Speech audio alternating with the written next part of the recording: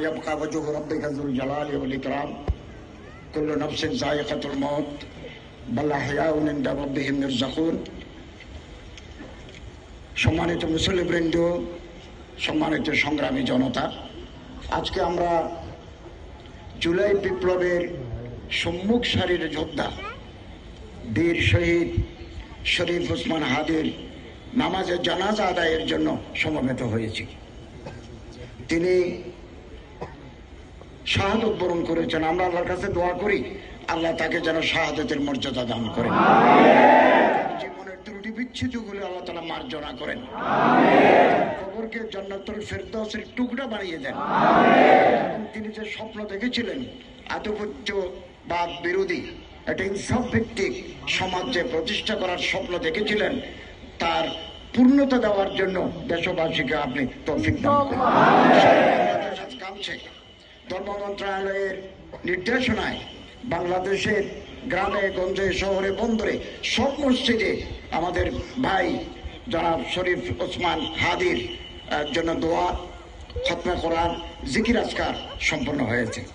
আমি তার জীবন বৃত্তান্ত পাঠ করছি।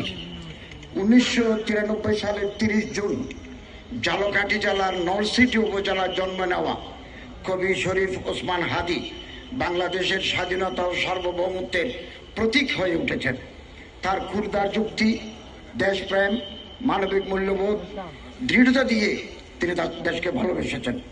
জান দেব কিন্তু জুলাই দেব না, এই স্লোগান। হাদি ছিলেন গুম, খুন ও বাংলাদেশের মানুষের গণতান্ত্রিক অধিকার কেড়ে নেওয়া ফ্যাসিস্ট আওয়ামী লীগের বিরুদ্ধে জুলাই পরবর্তী নতুন বাংলাদেশের সাংস্কৃতিক ন্যারেটিভ নির্মাণে শরীক হওয়ার জন্য প্রতিষ্ঠা করেছিলেন ইনকিলাব কালচারাল সেন্টার।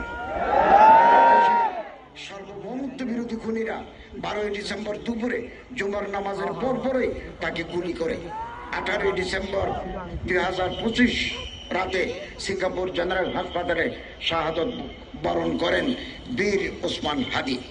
ওরা ওসমান হাদিকে নিশ্চিহ্ন করতে চেয়েছিল, আর ওসমান হাদি হয়ে উঠলেন আমাদের সবচেয়ে বড় প্রতীক, স্বাধীনতা এবং সার্বভৌমত্ব করুন এবং বেহেশতের অসংখ্য নাজ ও নিয়ামত দিয়ে আল্লাহ তাকে সম্মানিত করুন।